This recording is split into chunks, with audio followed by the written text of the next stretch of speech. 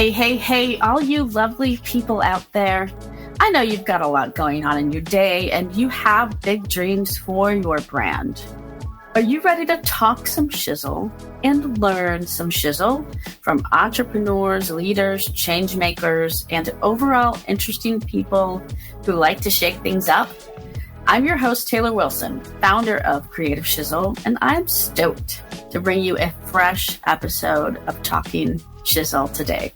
This show is all about helping you think differently so that you can grow your business or your cause. Check us out on the web at creativeshizzle.com. Now let's get into it and talk some shizzle. Hey, Taylor here. I'm super excited about this episode of Talking Shizzle where I got to sit down with a new buddy of mine, Sam Hall. Sam and I met at a B2B marketing conference earlier this year called Drive, put on by Exit 5. We were in a small group discussion one day. I thought he had a cool vibe. We connected on LinkedIn, and he's got a ton of knowledge in the world of founding companies and ABM, account-based marketing. So Sam is the co-founder of Mixed Reality. He is also the supreme leader at ABM Answered. And we're going to talk to Sam today about experiential marketing, his background, ABM, and how to bring those two things together. And we just talked some shizzle. Enjoy it.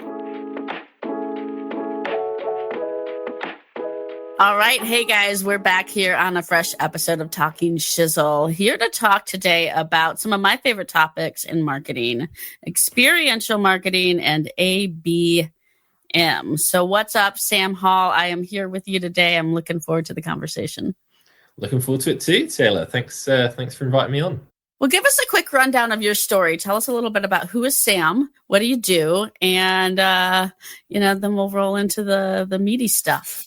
So 2018 is when things started getting interesting. It's kind of when I fell into B2B marketing. I was building a company with my friend Eddie. We built the world's first mind control beer pouring robot. So it allows you to kind of pour a pint of beer using your brain power, and it genuinely works, which was great. We built it originally for college and university students thinking, hey, why wouldn't they want these? Turns out they had no budget for that, which is crazy. But who did were B2B marketers. So yeah, we ended up selling, and that's how I fell into the space. I think it's interesting asking anyone that question because no one, as Dave Gerhardt says, goes to school for B2B marketing. So we did a lot of conferences, trade shows, basically on the premise of these companies spend tens of thousands, hundreds of thousands. And in one case, I was at an event in Copenhagen and Bank of America had spent $1 million on their stand for a 4-day period. And that is mind-boggling money to me. And I was like, great. But the problem is marketing 101 is if everyone looks the same, then no one stands out. So they've all got the same colored stand or it all looks professional. Well, how do you stand out? Well, you slap a mind control beer pouring robot on there and then the crowd rock up. So it took about a minute to do. And then that minute you'd get a crowd, a queue of people, a line of people waiting to use it. And then what the sales team could do on the stand is shake hands, do their little chirpy, sleazy sales stuff. No beef to sales, but they're sharky. And then that was going so well. We built a second robot in year 2 called Matilda, based off the film. The little girl that fly stuff around without touching it, like pancakes and things. Yeah. We were we need a classy robot. So we went into that, built that. So that used haptic technology to work. So you had to marry up the champagne bottle and the flute and try and pour yourself a drink. So it's you're taking the element of touch away from it. It's actually surprisingly hard. Then 2020 came, COVID. That was fun. Our revenue, just all in-person events stopped. So I had 2 options, get a proper job or disappoint my mum again. Decided to disappoint her and build a video game company. We did everything and anything. We did product launches for DeLonghi, Kenwood, Braun. We did trade shows. Our first customer was Meta, which is hilarious. They were called Facebook at the time. Not saying they stole the idea. I'm sure they were way ahead of us. But yeah, we did a trade show for them. We built dinosaur tours for paleontologists and velociraptors, which was really, really cool. Turns out dealing with kids online isn't the space you really want to be in. And they don't have much money. So that wasn't very lucrative. But one case study that was really, really working well was ABM, which is account-based marketing. and a software company, Automation Anywhere, they generated $2 million in pipeline using us just within the UK alone before they went expanding globally within 6 months using us. And they were like, this is what we've done. And my first thought was, wow, we should have charged more money. But we went down that rabbit hole and started focusing on that, because we're not one of those VC companies that like boil the ocean, try and do everything and anything. It's like we're bootstrapped, self-funded. Let's focus on one niche, serve them really, really well. That ended up being really good for us. And then it's nearly been 5 years now doing that. And during that time, over the last like year or two, because I've ended up being so ingrained in the space, we're building an incubator, which is called ABM Answered. So ABM Answered is basically an incubator with two components. The first side, as you said before the call, we interview people, we ask them questions, we take those questions and go find other ABMers that can answer it for them. So I like to say we're like the Colombian drug mule, or like Mexican cartel, I don't know, but like of knowledge. So if you've got questions and problems, we go get answers. The second part is we work with ABMers to build products that allow them to do their job effectively. Where this differs is if you buy like a big platform like Demandbase or 6 Sense or HubSpot, you might spend a fortune on it and only use 10% of the features. Here, we're building like literally one feature products. So depending on where they are in the buying cycle, they can just like plug and play, like an a la carte menu. And it's super lightweight. And a little neat touch of it is all the products are designed by ABMers, just like the people we sell to. We just build it. So we're trying to foster and get this. I came up with this at lunch, not the creator economy, the community economy. So like trying to build stuff together. And then also these are like somewhat cash flow businesses. So whoever designs it with us. So if you've got an idea, Taylor, afterwards, maybe tell me. Yeah. I don't know. We'll build it. We'll build a product, whatever. And then we split that money with the people that we built it with. We don't have shareholders to impress. Unfortunately, I am the shareholder. So yeah, it's kind of like that's the kind of ecosystem that we're in now. And that is I waffled a lot there, but that's my B2B marketing story. Cool. All right. So ABM, account-based marketing. Let's go a little bit into that. And then I want to bring it back to experiential marketing a little bit more. For people who aren't super familiar with account-based marketing, give us like the 101, and then we can go deep on some of the products that y'all are building, because I think that's a really interesting concept to almost be like an ABM product incubator.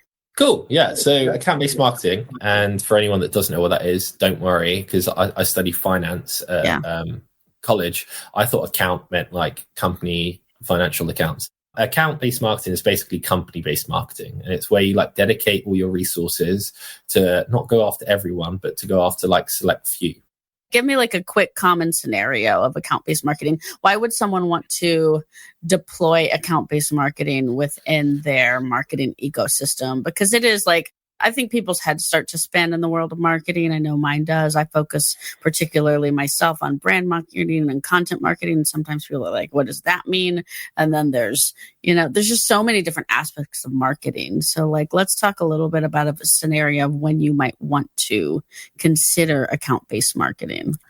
So yeah, I think everyone should consider it. I actually prefer the term account-based, like go-to-market. And it's the reason why is this like whole spray and pray. I wouldn't say it's dead. Like people always say it's dead, but like you can still get drip fed emails through and go after everyone that could use your service. But if you look at your customer base, there's that common equation, right? Like 20% of the customers you get, like give you 80% of your revenue. You can apply it to anything almost. And it's like, we want more of these customers that pay us lots of money. So we should just target them. So it makes sense to dedicate all your marketing resource and your sales flow to customers like your most valuable accounts. So that is why you would do it. And by having like more, just makes human sense, right? If you're more dedicated after going to someone, you're making more personalized content towards these accounts, and rather than just generic content, you're going to get higher engagement, quicker close rates, and then in theory, more account value out of those accounts as well. And it can also be applied for existing customers and partners too. We're talking a lot about new business now, but like if you've got a customer that's spending lots of money with you and you know there's room for expansion. So let's give you a scenario. If you've got a product that is department agnostic, right? So like automation, you're selling automation software and you're working with the HR department. Well, maybe the sales team could automate some of their flow, or the product team could automate some of their flow, taking like transcripts and making it into like valuable feedback. But they're only working with one department. It's like, well, how can we break into these other departments? What assets do we have to give our champion at the moment to expand into different areas of the business? I think it's interesting because it's not like more spray and pray and kind of traditional. We define our ICP, our ideal customer profile, and then we go after that. So maybe it's like directors of marketing or, founders or whatever it is. This is more, it's almost like I think about it as ICP, but like on an account-based level. But then you're sort of targeting people all across the company, building almost like an echo chamber of marketing for people who just work at that company in general. And then it sounds like it's also about getting marketing and sales and product and different departments all on the same page about what kind of accounts are we, like what kind of companies are we targeting versus necessarily what kind of individual specific job role or user profile are we targeting. Am I following that right? Yeah, no, it's bang on. Joe mentioned he runs Nyla Marketing. He's an awesome guy. He kind of described account-based marketing as like, true account-based marketing is probably one-to-one. So it's like you're going after one account, but some people like to bracket it up into like one-to-many or one-to-few. But like each deal is like its own branding exercise. So how can I assemble a Navy SEAL team, right? Of, as you said, like aligning the sales and marketing team together. And there are also different components to that. So once you've got your ICP, and there's many ways to do that, you might want to look at your customer base. You might want to look at firmographics, pain points and challenges, technographics, buying processes. And then you've got the segmentation. Here are our one-to-one accounts. These are the people we'll throw the kitchen sink at and do everything to land them because they just pay us millions. Then it's like the one-to-few. They pay us a little less. So maybe we'll cluster them up and do a VIP dinner for the 10 CTOs at that company and get them mingling. And then you've got like the one-to-many, which is like, right, we'll talk about webinars. We'll do like run a webinar on this specific topic that the next 100 counts. It will provide value to. When it comes to the execution, so the aligning side, you've got to like map the buyer's journey out with them. You want to kind of get someone, I would say, from the marketing team, someone from the sales team, someone from the product marketing team. So the first one, I'd probably say the person responsible for ABM, a sales leader, the product marketing leader, someone who knows the solutions better than you. And then you probably want a fourth component, which is someone that can do all the research, right? Because use the analogy of like, it's like prepping a house. I used to do painting and decorate, like work in construction for a long time. But you're sort of like a Renaissance man. You kind of did a lot of different things. No, I'm just confused with life. I don't think I know what I'm doing. The first, like, say it takes me from complete start to finish 5 days to paint a 1-2 bed flat. The first 3 days of that is prepping, rubbing down, sanding. It looks like no progress is happening whatsoever. Then you paint, so that's like 1 day. So we're on to day 4 now. You can paint the whole thing in a day, nice and easy, quick. And that's what everyone thinks is the easy part of like decorating and painting. It's like, oh, why are they charging so much money? Well, you don't see the prep work that goes into it. And then the 5th stage is like the touching up. It's like the optimization, the tweaking. But like you really need a researcher or someone dedicated to that to set it up in the right way. And that's, I think, what a lot of leaders struggle to get buy-in with. Or like if I want to go to my boss and say, hey, let's get an ABM program going, but it's going to take this long. Well, they're not understanding that first bit, which is the research. But once you've got all those components, and then I would say you want to map it out to sales. You want to go like, and really feel like you're on their side. So you make them feel like the pilot, you're the co-pilot, and just be like, who do you really care about? I'm equally as invested as you to close this account.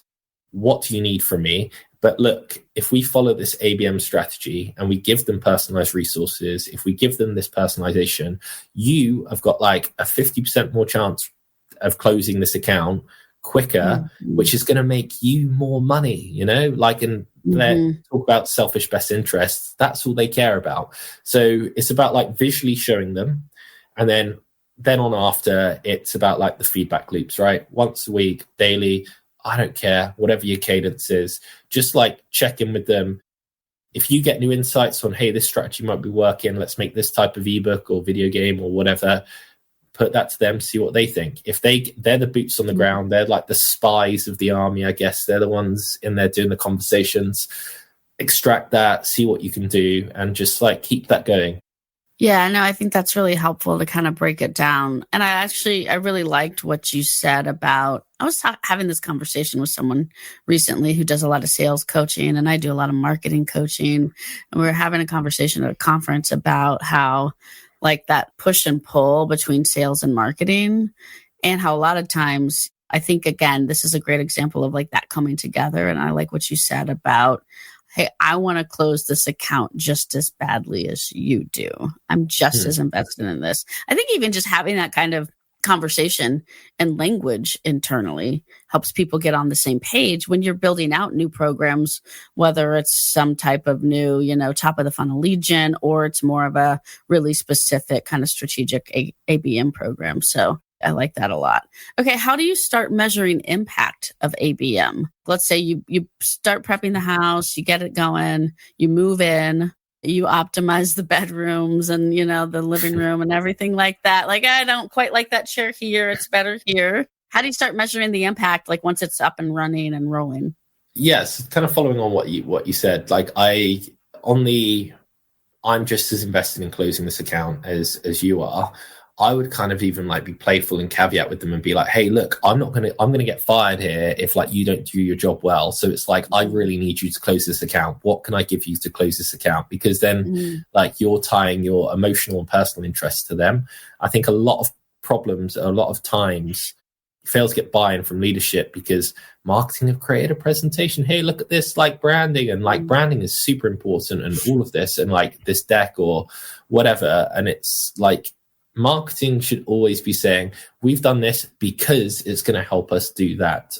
Because I think there are a few marketers out there. It's just like a lot of wishy-washy stuff. And I also think anyone that's done ABM should probably do a sales job before, because they'll know how like they can empathize with them. In terms of impact, every company measures it in different ways. So pipeline, revenue are obviously like the key metrics. I've worked with people before with like our products that measure it on it's quantitative and qualitative basis, but it's based off brand impression. So how did you feel before our session, like our video game session, our webinar session? How did you feel about X company before? So they'll send out a pre-qualification survey before, and then like after that experience or event has happened, how do you feel about it afterwards? But yeah, pipeline, revenue, account engagement as opposed to like lead engagement is a big one. Like, did we hit that account, and how many people within that account have we got talking? Because you need to run up multiple buyers at the same time. And then I was having this discussion yesterday with someone, and Chelsea Wells asked it from ABM Answered. She asked, like, what are the missing metrics or KPIs that are often overlooked to distinguish whether your ABM program is working well? So I asked that question to a guy called Sarab Sankhi, and he had a great answer. And he said, how much of the content a marketing producing is sales utilizing?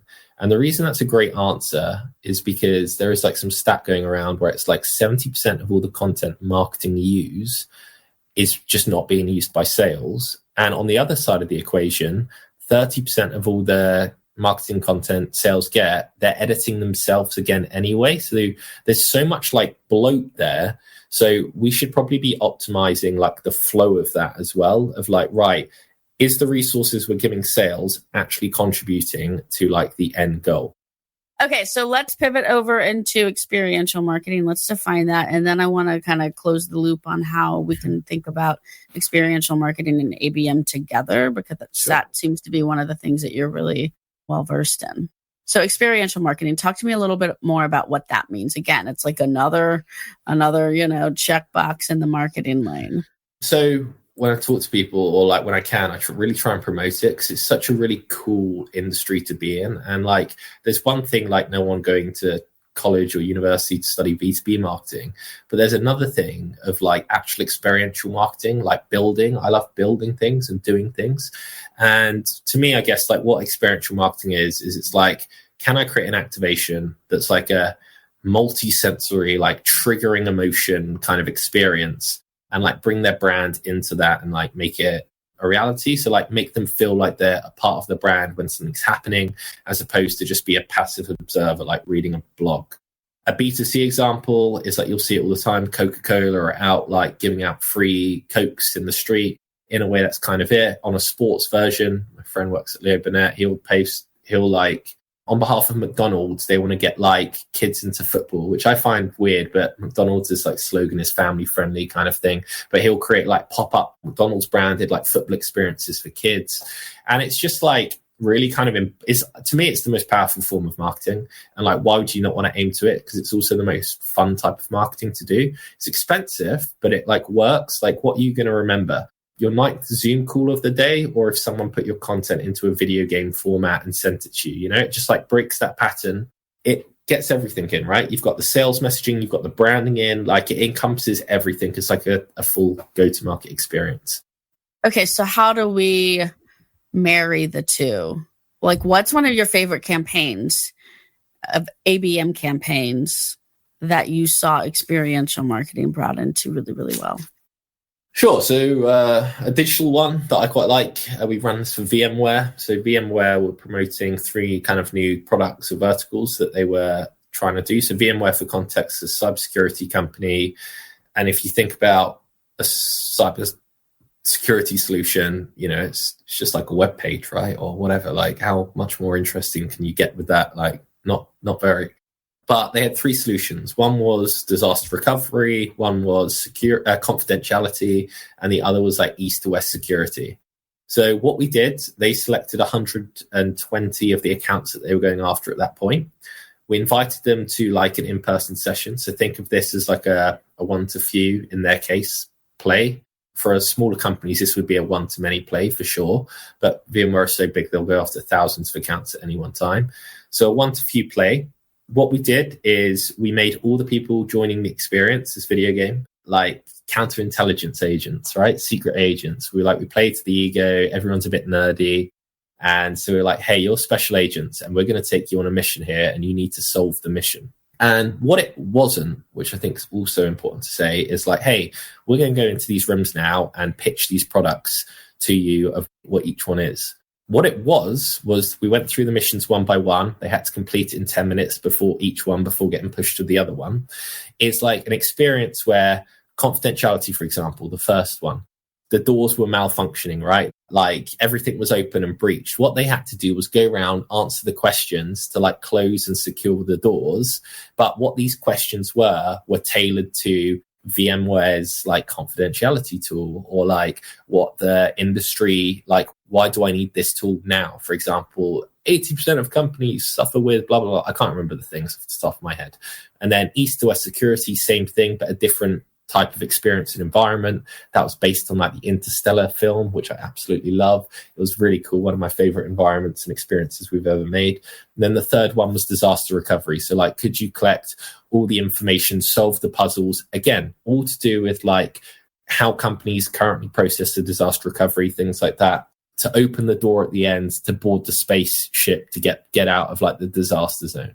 And then how it ended was like a little wrap up from sales, a 20-minute kind of Zoom presentation, but where they also announced the winner. So as they were going through these experiences, answering questions, which is great for our client, by the way, because they're getting all the data on each individual, what their problems are. There was a scoreboard. And at the end, it was like, right, we're going to announce the winners. And there were 3 prizes to be won.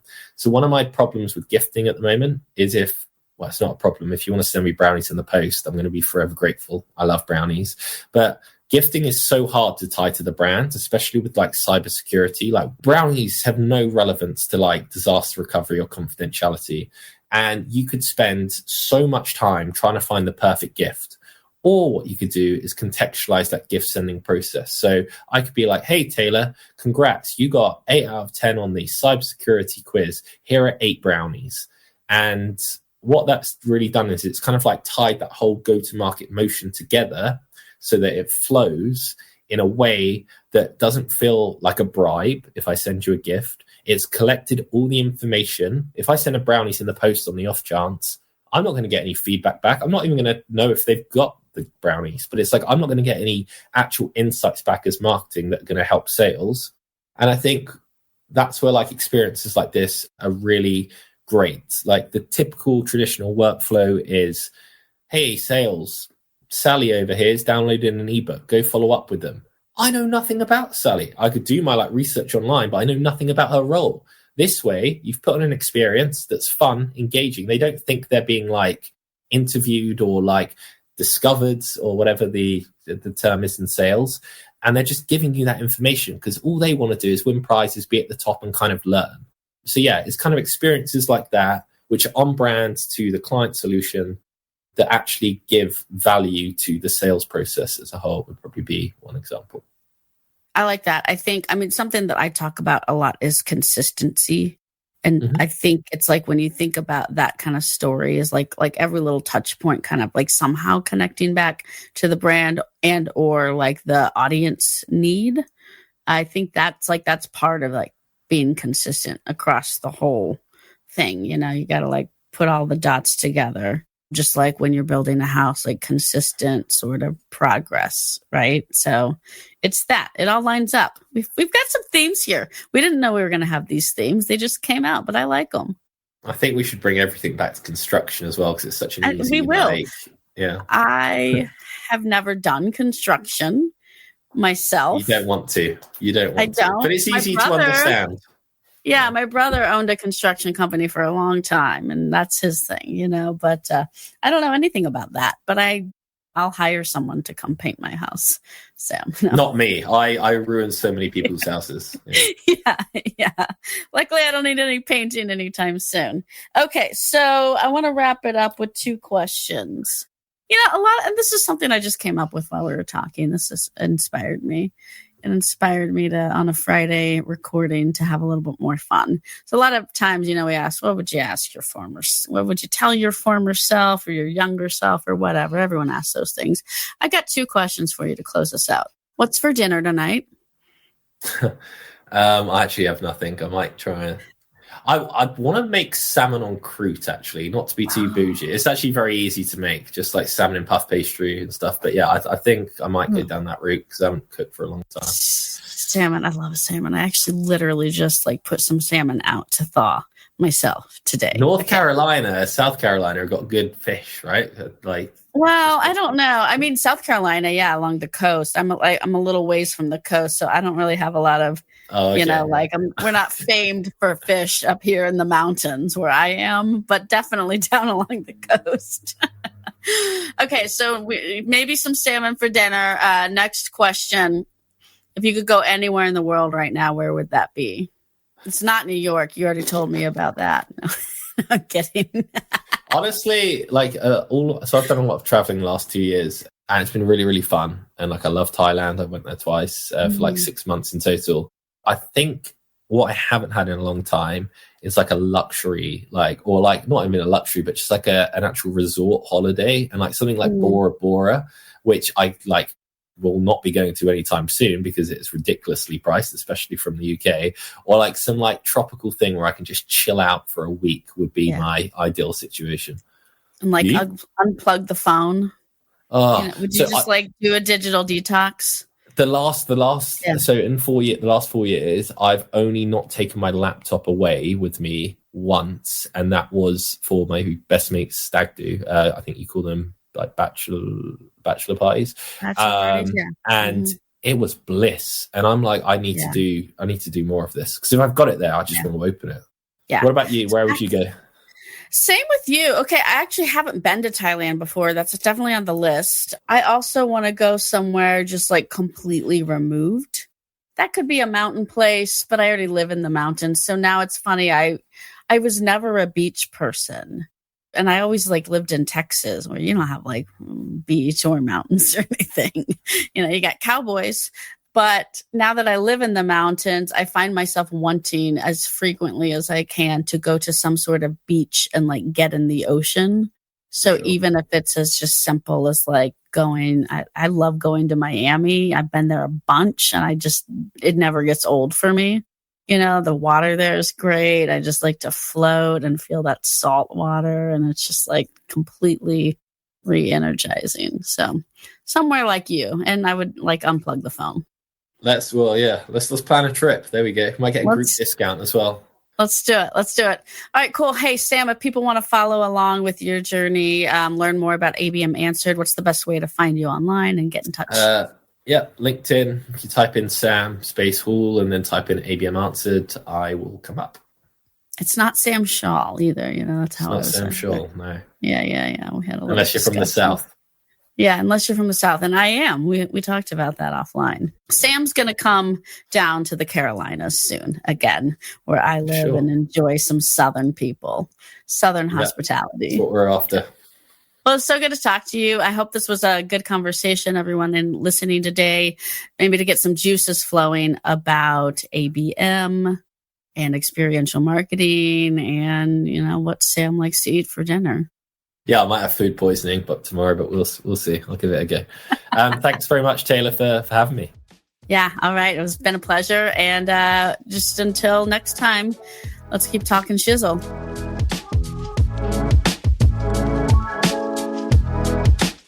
Well, hey there. That was fun.